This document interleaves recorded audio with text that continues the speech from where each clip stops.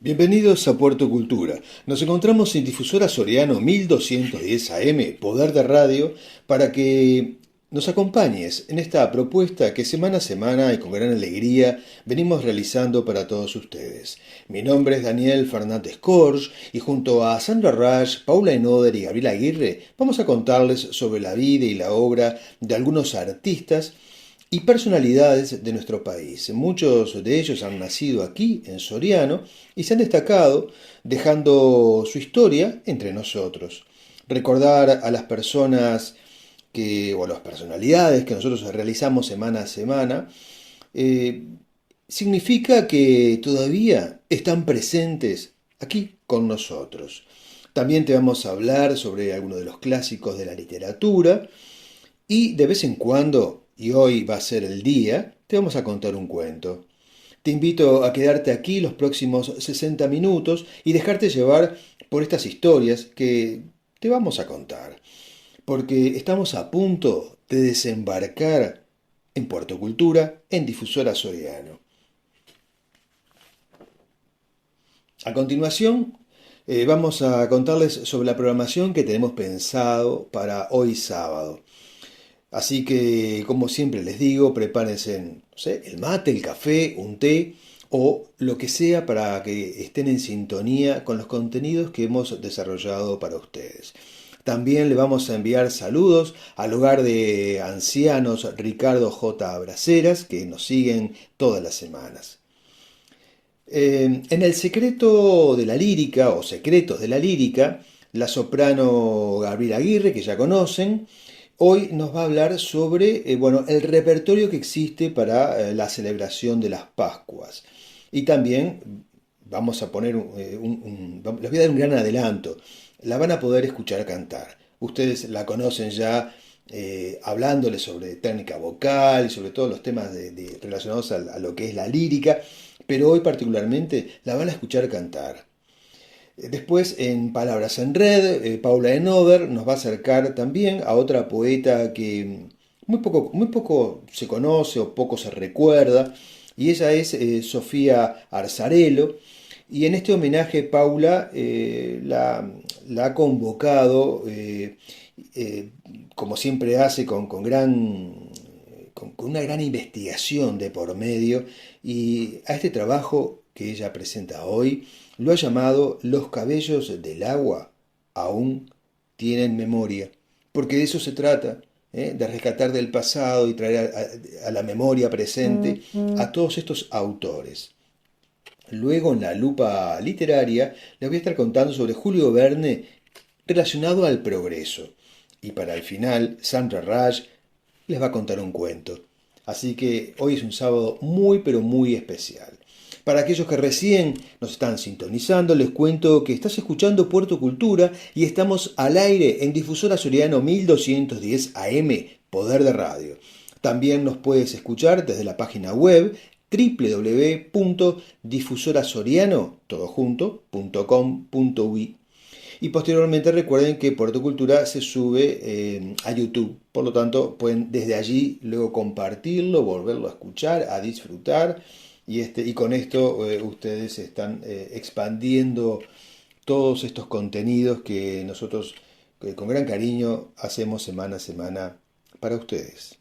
A continuación, Gabriela Aguirre, integrante de Ópera Nostra y de Lírica Montevideo, nos va a contar sobre lo que les decía antes, ¿no? El repertorio que se ha compuesto para la celebración de la Pascua, el cual es muy amplio porque va desde, podríamos decir que desde la música sacra, compuesta, como un ejemplo puedo poner a Antonio Vivaldi, hasta obras más recientes.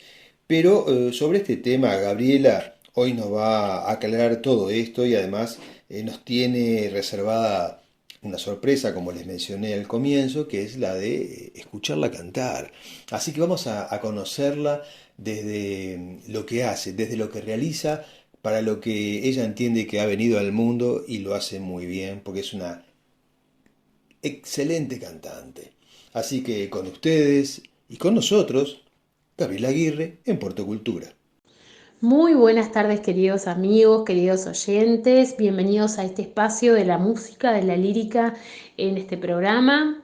Es una semana especial, semana de Pascua, semana criolla, semana santa, semana de turismo, bueno, semana de vacaciones. Tiene muchos nombres esta semana tan linda que sirve de descanso para muchos de nosotros, como un puntapié para tirar hasta por allá, por vacaciones de julio, quienes tenemos, y después tenemos algunas semanas de vacaciones algunos días de vacaciones en septiembre, pero digo, esta semana es muy especial para muchos de nosotros, como descanso, como plantear, bueno, metas a cumplir en estos meses, así que espero que les sirva para todos, no solo de reflexión también. eh, para todos los creyentes también es una semana muy importante, así que bueno, que disfruten a todos desde el lado de cada uno, que disfruten esta semana como quieran. Dados estos días, yo envié a la radio un audio, ¿no? Una registración de una Ave María de Gounod que hice. Es un concierto que hice de Navidad en Santa María Ausiliatrice. Fue en Verona, en Italia. Fui convocada para hacer con la gente de la Fundación Arena de Verona, muchos de los músicos. Fui invitada por ellos y bueno, fue un honor haber cantado en ese concierto. Hice Ave María de Gounod, la Vergine degli Angeli, que es de la ópera de la Fuerza del Destino de Verdi, de Giuseppe Verdi. Eh, También hice Vierge Marie, que es de Siugos. Es también una área muy bonita que se hace. El Stabat Mater de Pergolesi y de Rossini son repertorios típicos de Pascua. Son escritos y por estilo se hacen en esta fecha, en esta época. Eh, Ambos tienen su belleza musical inigualable, diferentes en estilo, pero realmente hermosísimos en cuanto a musicalidad, que realmente atrapan cada uno de ellos. De hecho, vamos a hacerlo en el concierto del 20 de abril con Líricas Montevideo. Elegimos como selección el Stabat Mater de Pergolesi, que es hermosísimo, es una de las piezas más hermosas que hay en cuanto a musicalidad, en cuanto a la conexión con la orquesta, la música y cantantes, o sea que va a ser un momento memorable para muchos. Eh, Así que bueno, esperamos que disfruten de todo ese programa que estamos preparando con Lírica Montevideo acerca de estas fechas tan especiales, ¿no? En realidad, como ustedes saben algunos, otros quien no lo sabe les cuento, nosotros en la lírica tenemos repertorios también acordes a lo que son las fechas. En caso de, bueno, fechas natalicias, tenemos repertorio hermoso para música navideña, con música navideña que ya vamos a preparar para nuestros conciertos de Navidad. Sin dudas, este año será muy especial porque tenemos una gran sorpresa a fin de año como programa de fin de año, valga la redundancia, o sea que va a ser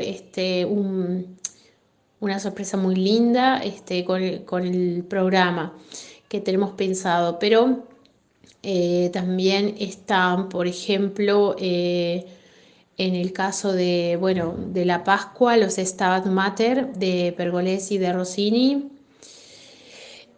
También en cuanto a cuando se quiere hacer una misa, recordar a alguien en memoria, se hace requiem, que son bueno, hay diferentes requiem y son hermosísimos. Está el de Mozart, que es hermoso, el de Verdi, son realmente hermosos, hermosos, hermosos.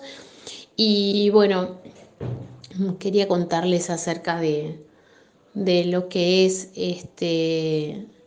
el repertorio, ¿no? Amén, que después está, bueno, la ópera, ópera, que dentro de la ópera está la ópera bufa, que es la ópera que es cómica, y la ópera dramática, que es la que se encuentra siempre con esa famosa, con ese famoso drama que lo caracteriza y que, bueno, es que llega al corazón de todos por también no solo las historias, sino que la musicalidad. Incluso hasta las cómicas tienen una musicalidad tan hermosa que llega a todos desde desde ese lado, ¿no? Tan que toca hasta la última fibra musicalmente. Pero bueno, quería contarles un poquito acerca para irlos eh, ayornando, se dice, aclimatando a lo que es el género, para que tengan un poquito más de conocimiento, para que no se les haga la ópera algo tan, este, no sé, quizá para muchos como algo que no, algo desconocido, algo que no sabemos de qué se trata. Creo que estos espacios están pensados también para cuentos, información, anécdotas y bueno, un poquito de aquí y de allá. Así que bueno, los dejo con esta hermosa información. Les deseo un buen descanso a todos, muy buena semana. Estamos preparando, como ya les conté, Lírica Montevideo, con orquesta el próximo concierto, así que va a ser muy memorable, muy hermoso también por la programación. Y que disfruten de mi Ave María de Gounod, que es una de las áreas muy, muy, muy lindas del repertorio eh, para Pascua. Así que muy buena semana a todos, un abrazo fuerte y hasta la próxima. Gracias.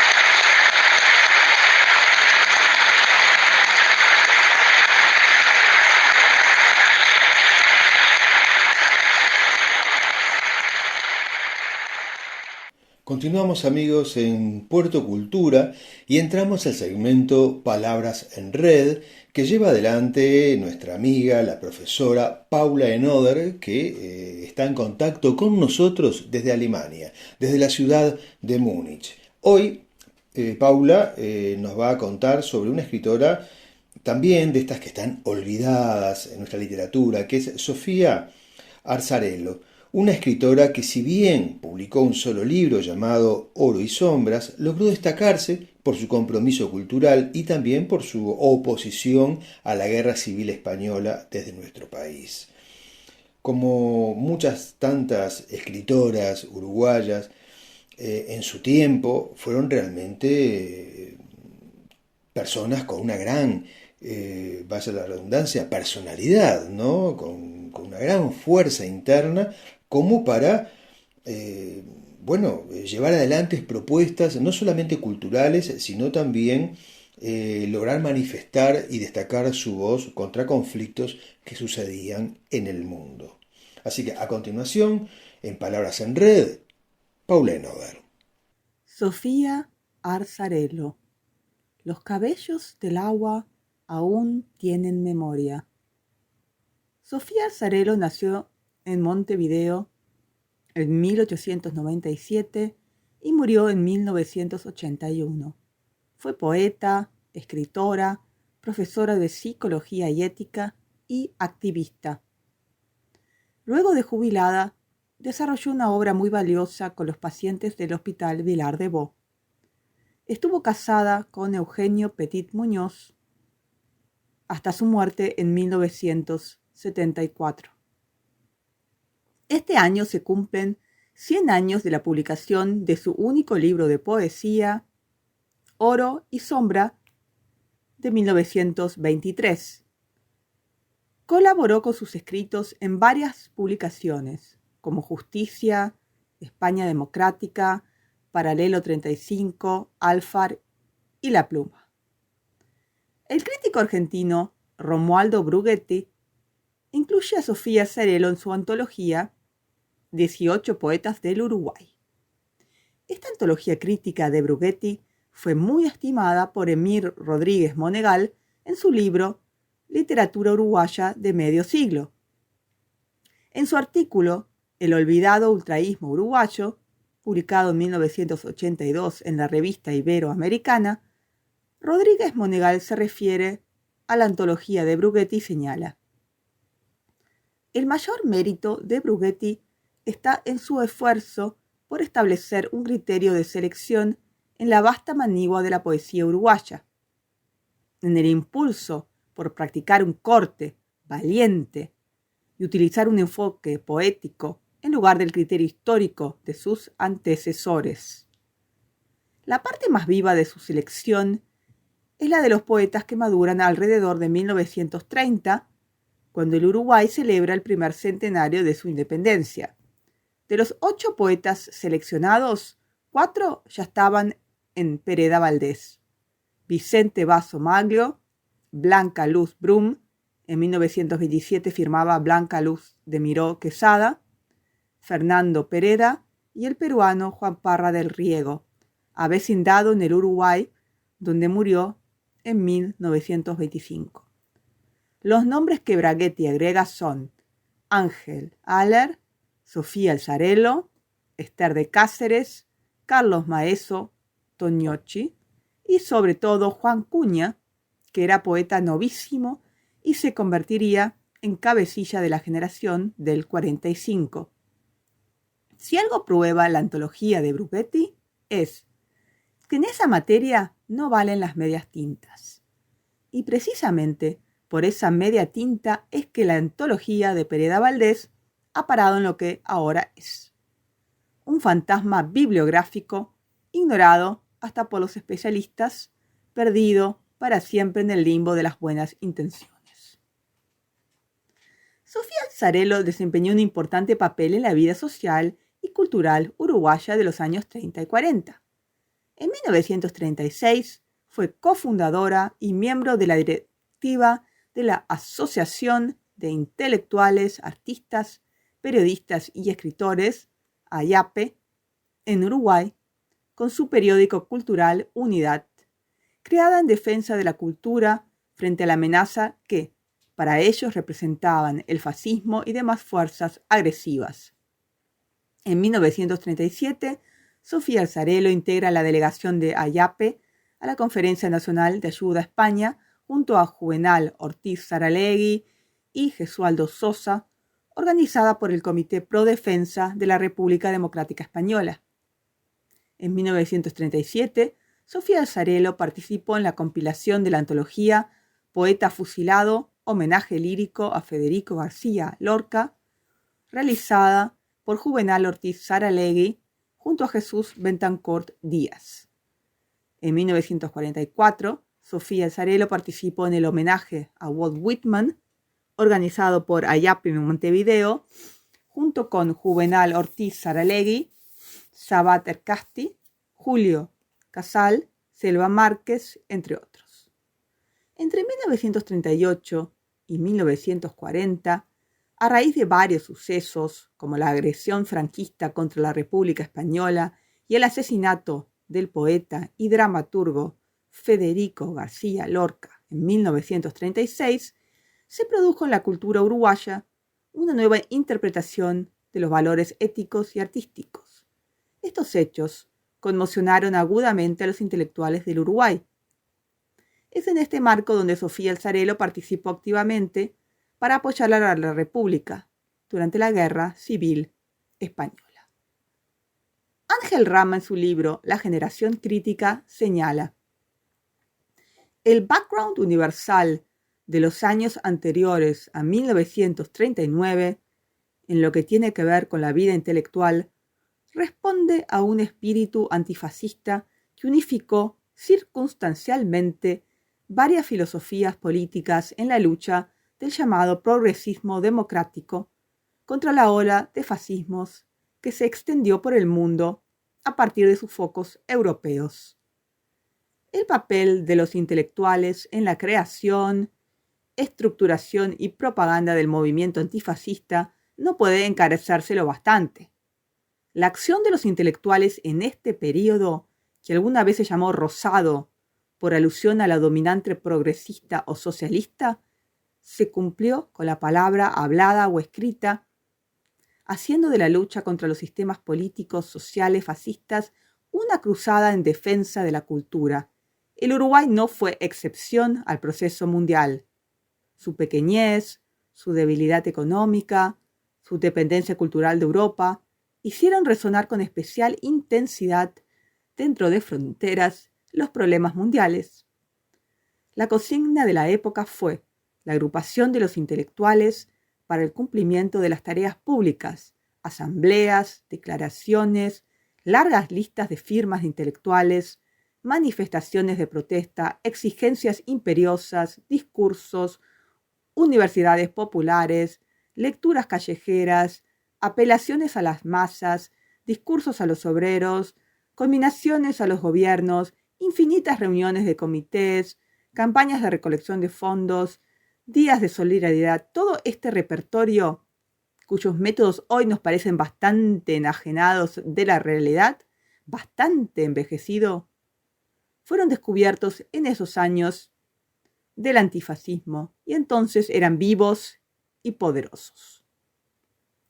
Como hemos dicho, a pesar de haber publicado un solo poemario en vida, Sofía Alzarello participó activamente en la vida cultural y social uruguaya, destacándose sobre todo su quehacer en las décadas del 30 y 40. Para finalizar, les voy a leer un poema de la autora. La tangente. Los cabellos del agua aún tienen memoria. Ella es más antigua y desdibujada. Por debajo del mar, corriendo y cantando, lleva su ciervo de cristal. Si tu corazón ya fue dividido en pájaros, puedes ser el brincador que la descubre y grita, ¡ah!, para dentro de su boca. Te hablo de una ausencia de la que nunca se vuelve del todo. Contar cuentos es un arte y hoy les tenemos una gran sorpresa que le hemos anunciado al comienzo del programa. La escritora y escribana Sandra Rush nos va a contar una historia en este espacio al final de Puerto Cultura, al que le hemos denominado Cuentos de Sábado por la Noche, en la voz de Sandra Rush.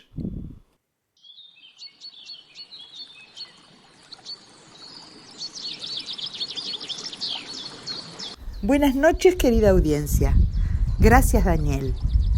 Hoy voy a compartir con ustedes un cuento que se llama Cuento de Amor y Trilla.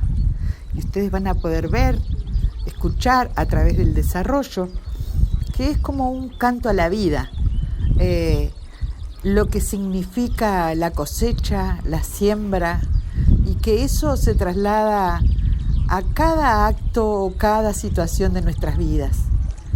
Y más teniendo en cuenta estos momentos que estamos viviendo. Y dice así: observo extasiada la llanura inmensa, las bellas espigas doradas y llenas, formando una alfombra que ofrece sus granos al hombre paciente que las esperó. Se mecen sinuosas, cuan dama fecunda, regalando vida y prosperidad. Cuántas lunas, cuántos soles, cuántas lluvias, cuántos vientos son testigos de su lenta y segura madurez. Me sumerjo en ella queriendo bañarme con el sol brillante que allí se quedó, soñando el momento que llegue ese hombre que con su ternura cautive mi amor, como esas semillas que fueron sembradas por el campesino con toda ilusión, y ya fecundadas entre los terrones, brotan generosas saliendo a la luz, símbolo perfecto de la vida humana que atesora el arte de la conexión. Alfombra tejida que cubre los campos, banquete de aves que vuelan gloriosas, la danza testigo de la saciedad. Asoma el verano, la tierra se seca, ya estamos en tiempo de la cosecha. Los frutos invitan, llegó el momento. Hombres y mujeres, vamos a la trilla. Por aquellos días, mi querido abuelo cuelga un anuncio en la pulpería. Se necesitan hombres para trabajar. Tendrán su comida, cama y buena paga. Presentarse el lunes para comenzar.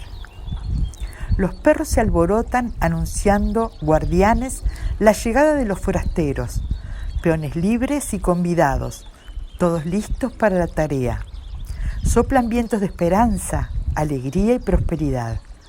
Resguardada en el corredor cargado de geranios y jazmines en flor, observo ilusionada ese puñado de trabajadores, imaginando cuál será su don. Es una cuadrilla de 50 hombres que, por 20 días entre los trigales, se perderán bañándose en el oro que el sol les dará, con la brisa suave que habrá de soplar. Con mis 4 hermanas, mi madre y mi abuela, trepamos al carro para ir a ayudar. Llevamos el agua, hacemos comidas y curamos llagas de manos y pies. Recorrer el campo es una aventura, sonidos y escenas que me hacen soñar. La paja que vuela, la hoz que la ciega, esos criollos fuertes que todo lo dan, los gritos de arenga y las carcajadas motivan el ánimo de trabajar. Pensando en aquello, no había percibido ese bello canto que me cautivó. Era un joven recio con mirada dulce, sonrisa en sus labios, el que la entonó. Sentí que las aves que revoloteaban habían anidado en mi corazón, agitando alegres con sus alas locas la calma aparente que me abandonó. Respiré hondo y cuando pude reaccionar corrí al puesto de campaña. Mamá me miró y notó que había algo especial en mí. Su actitud interrogante disparó 1000 preguntas sin respuestas. ¿Qué había sucedido? ¿Qué me tenía tan animada? Seguro es la realidad que vivimos que me hace ver así. La conexión con la naturaleza, el universo, el espíritu, este ciclo inexorable que me hace vibrar, le respondí. En verdad, era eso lo que me estaba invadiendo, aunque omití un dato fundamental. Decirle que quien inspiró esa reflexión fue aquel joven de piel cobriza que me cantó, acariciándome con su voz. Pasaban los días, me mostraba esquiva, pero algo más fuerte me hacía correr al encuentro de la melodía 1 minuto antes de que cayera el sol. Aquel campesino que había cautivado con su lírica rústica llena de amor, que la brisa suave del campo dorado soplaba envolvente alentándonos. Los mazos prolijos viajan en los carros, camino a sumarse a aquel redondel, que en parva dorada guarda bellos frutos de prosperidad. Es tiempo de trilla, es tiempo de revivir el orden natural que marcaron nuestros ancestros. Hermosa la imagen que llevo conmigo. Esos hombres fuertes portando su horqueta, coronando airosos la ansiada cosecha. Los perros atentos, cuidando al abuelo, que observa la escena con felicidad. Caballos irrumpen casi desbocados, con camino libre para pisotear. Aquel hombre extraño, dueño de mis sueños, lanzaba los aires al ritmo del viento, la mezcla valiosa que hay que separar. Colgada en sus brazos, perdida en su pelo, como una plegaria mi boca lanzó. Separa, separa la paja del trigo, mas no me separes de tu corazón. Esa tarde, el sol a su partida me acarició, dejándome el crepúsculo una promesa de amor. El trabajo terminó, es tiempo de celebración. Celebrar la vida, la lluvia y el viento, la mano del hombre, la luna y el sol, ese hilo invisible que une las partes, fecunda la tierra y nos hace crecer. El día esperado ya estaba asomando, los preparativos se hacían sentir. Vinieron de lejos algunos amigos para estar unidos en esta ocasión. Junto con los peones y los anfitriones, era mucha gente la que se reunió. Cintas y pañuelos, sombreros acordes, vestidos de fiesta para la ocasión. Fluían las notas de los instrumentos de cuerda de fuelle y de percusión. Sentí que era ese el momento esperado.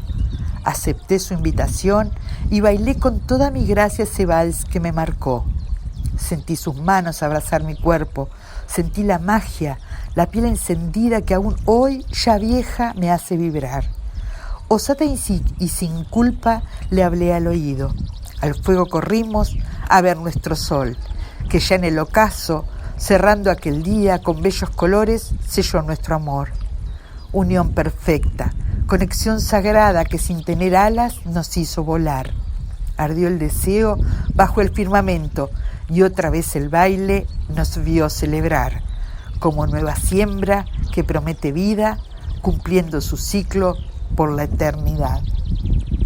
Que tengan una muy feliz noche, espero que les haya agradado mi cuento y bueno, nos encontramos el próximo sábado. Felices Pascuas, que estén muy bien. Siempre es un placer escuchar las propuestas de Paula Enoder y también quien abrió el programa, ¿no? Gabriela Aguirre, y escucharla cantar, que es, ahora saben cómo canta, ¿no? Lo cual es fantástico. Y ahora vamos a ingresar a la lupa literaria, donde les voy a hablar sobre Julio Verne. Julio Verne, yo diría, la humanidad y el progreso. Porque, bueno, yo creo que en vez de enfocarnos en un solo libro, vamos a ver un poco justamente esto, ¿no? Sobre su visión. Yo creo que la mayoría de nosotros o han leído alguna vez cualquiera de sus publicaciones, o también puede ser que hayamos visto alguna película que tratará sobre las historias de aventuras tan fantásticas que escribió Julio Verne. Quizá algún lector o escucha entre nosotros no lo conozca tanto en profundidad y tengamos hoy el gusto de despertar digamos que la inquietud para que se acerque a este notable escritor como fue Julio Verne, porque él fue un autor comprometido con lo que hacía, ¿no? Como muchos, ¿verdad? Pero bueno, tuvo ese reconocimiento en vida, lo cual no es común, no es común. Julio Verne tuvo gran éxito con sus novelas desde el comienzo. el público lo aceptó y eso no siempre sucede. Ahora, ¿por qué fue tan importante Julio Verne? Bien, en aquel momento, en Nantes, en Francia, en 1825, no había literatura de ciencia ficción. O sea, no existía el término, no existía el género como tal. Julio Verne escribía novelas de aventuras, de viajes insólitos, imposibles para aquella época, pero que movilizó a muchos lectores. Sí fue un precursor del género de ciencia ficción, porque la primera novela que él escribió en 1863, Cinco semanas en globo, fue realmente, o Viaje al centro de la Tierra.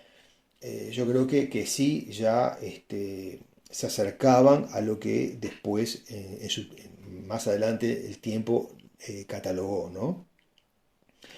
Las novelas de Julio Verne tenían para la época una dirección que llevaba la imaginación hacia otro universo, de eso no hay duda. No se trataba de contar una ficción en un lugar lejano, otro continente, con otras culturas en donde héroes y villanos se debatían por las cosas de siempre. Se trataba de otra cosa. Julio Verne incorporó la tecnología de avanzada en sus novelas, tecnología de avanzada para su época, ¿no? O sea, Verne escribió historias de aventuras donde descubrió al público los últimos estudios científicos que se estaban desarrollando en su época. Claro, estos adelantos estaban en el terreno experimental o simplemente eran proyectos a largo plazo o prototipos, ¿no?, de alguna de las naves que él, sobre las naves que él describió y escribió en sus novelas, ¿no?, que junto a una gran imaginación tomaron el rumbo que debía para llegar al lector y así acercarse o acercarle una nueva propuesta, tanto literaria como tecnológica, ¿no? Ustedes se podrán preguntar qué tiene de importante esto más allá del entretenimiento. Julio Verne, con sus novelas increíbles, mostró que en un futuro cercano, el mundo comenzaría a cambiar a pasos agigantados. Claro, nosotros lo vemos desde este presente, pero ustedes se tienen que situar en aquella época, ¿no? Mediados de 1800. Desde el comienzo del siglo XX, la ciencia evolucionó como nunca antes había sucedido. Y el rol de un escritor como Julio Verne fue fundamental para que esto sucediera, porque no es posible poner de un momento a otro el conocimiento tecnológico sin que la población esté preparada. El mundo, cuando supo de la existencia de un viaje al fondo del mar con un artefacto que le permitía hacerlo, era posible, ya lo había leído, ya estaba preparada psicológicamente y mentalmente para aceptar algo que de otra manera hubiera sido como mucho más impactante, ¿no? Esta posibilidad no es poca cosa, porque el día que la ciencia ficción necesitó demostrar que se podían construir trajes de inmersión presurizados, o tanques con oxígeno, o tanques que transportaran oxígeno para respirar bajo el mar, y un vehículo, podríamos decir que tecnológicamente apropiado para ello, ya estaba la idea implantada en la cabeza de todos, y sobre todo en la de los inversores, ¿no? O sea, los que financiaban los proyectos científicos, porque de otra manera, o sea, puede estar la idea, pero si realmente la gente no sabe que eso puede ser realizable, difícilmente alguien con dinero, o sea, un inversor, invierta en un proyecto así, porque ante la duda lo pongo, no sé, para criar ganado, ¿no? Pero bueno, de la manera en que Verne se adelantaba, luego era posible conseguir inversiones para estos proyectos. ya que muchos de estos inventos son o quedan en la órbita de además de las Fuerzas Armadas, ¿no? Y aunque no nos guste, muchos de los adelantos científicos que conocemos primero se probaron en la guerra, ¿m? O se desarrollaron en la guerra, en conflictos bélicos, sí, triste lugar, triste terreno para probar el desarrollo de la ciencia, pero es lo que normalmente sucede. No lo justifico, solamente digo que muchas veces las cosas se dan así, ¿no? Ustedes podrán comprender cuántas de las fantasías de Julio Verne se pusieron en marcha en la Primera y Segunda Guerra Mundial y también después, como el viaje a la Luna. Tanto la Unión Soviética como los Estados Unidos desarrollaron el plan espacial dentro de la órbita militar, nunca estuvo en manos privadas. O sea, el cohete, el misil, la comunicación,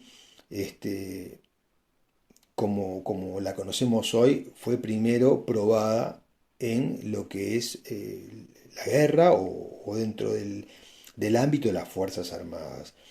¿Qué les quiero decir?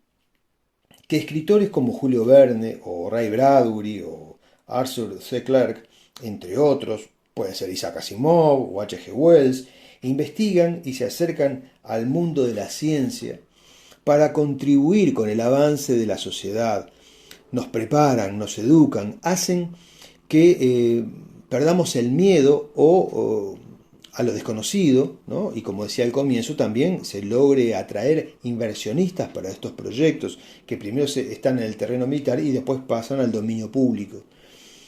También nos previenen sobre riesgos, como hizo Julio Verne.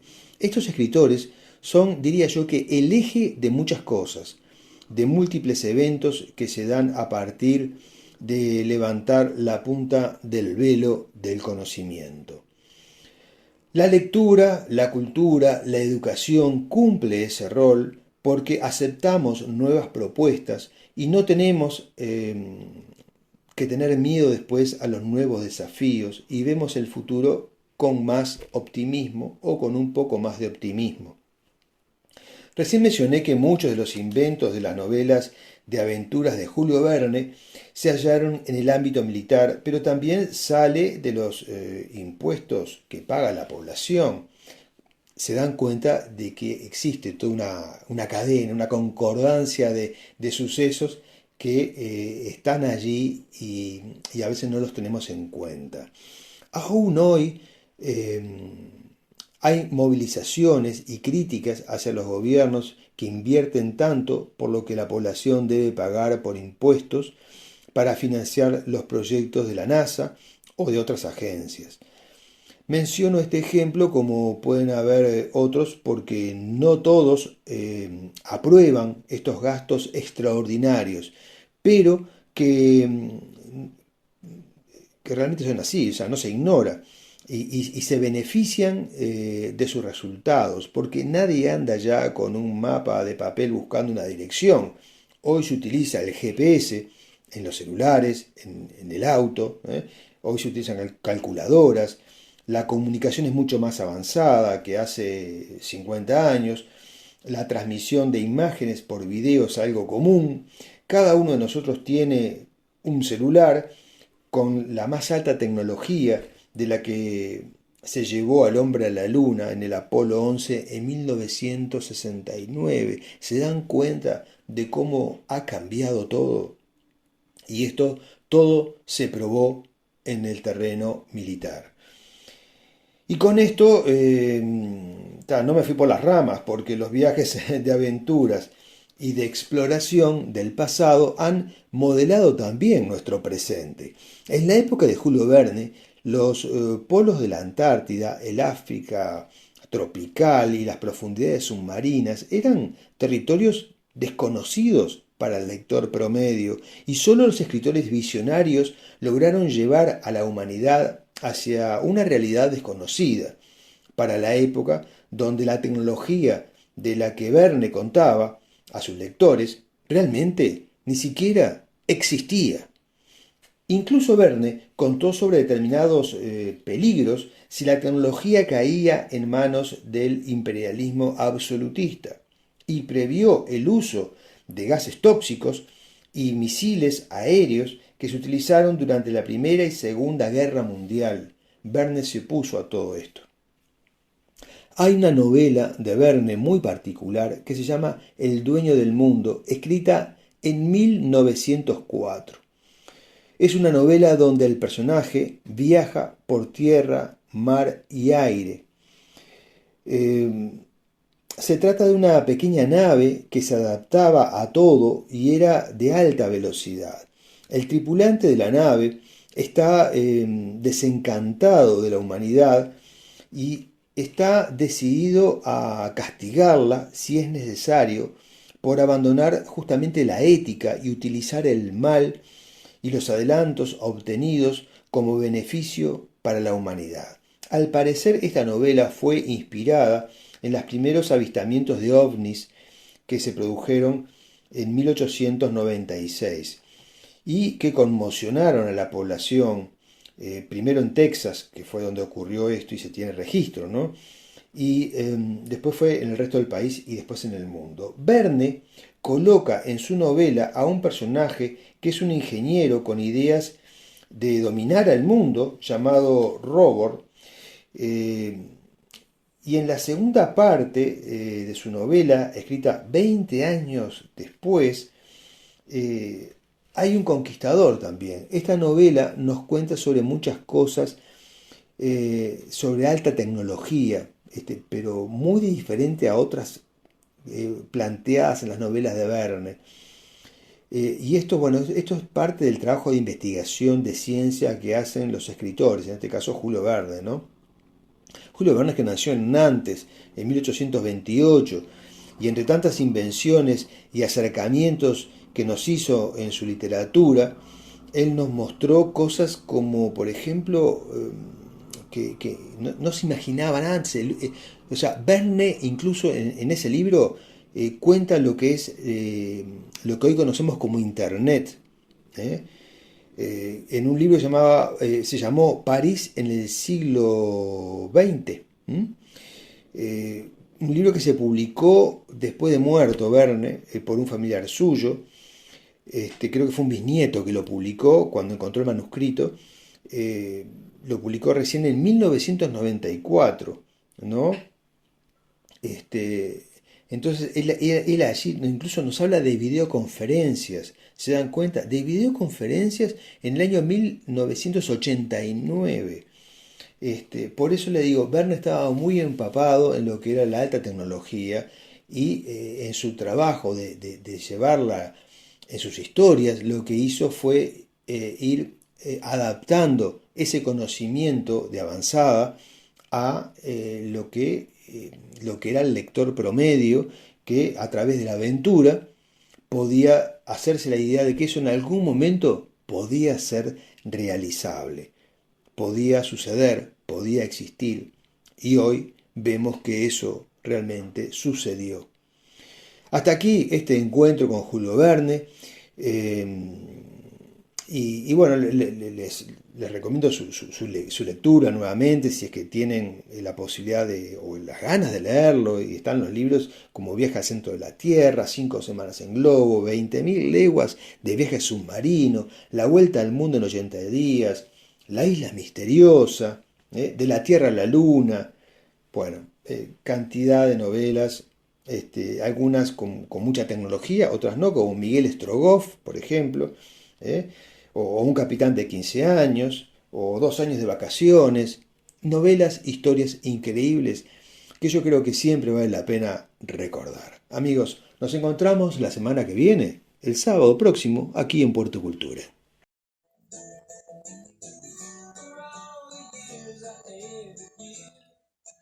Hemos llegado al cierre del programa de hoy y zarpamos de Puerto Cultura en la búsqueda de nuevo material para el próximo sábado y así poder disfrutar junto a ustedes de muchas más aventuras literarias, porque de eso se trata, de compartir un buen momento entre amigos, una noche de sábado, con siempre una consideración o una introspección como me gusta realizar para ustedes.